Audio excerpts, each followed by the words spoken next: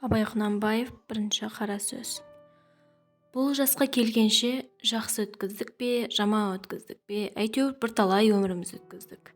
Алыстық, жұлыстық, айтыстық, тартыстық, әурешілікті көре-көре келдік.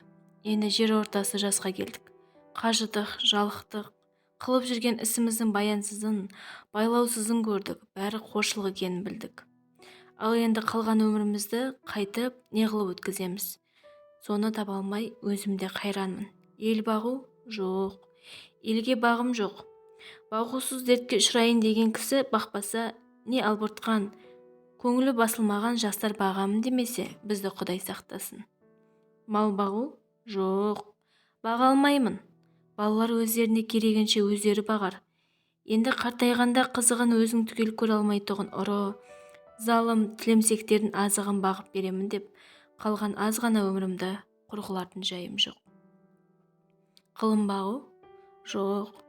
Қылым бағарға да қылым сөзін сөйлесер адам жоқ.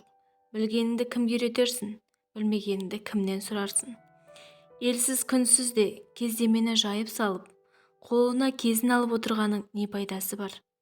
Мұңдасып, шер тарқатысар кісі болмаған соң, қылым өзі бір тез қартайтатұғын күйік. Сопылық қылып дін бағу жоқ, ол да болмайды. Оған да тыныштық керек. Не көңілде, не көрген күніңде бір тыныштық жоқ. Осы елге, осы жерде не қылған сопылық? Балаларды бағу жоқ, баға алмаймын.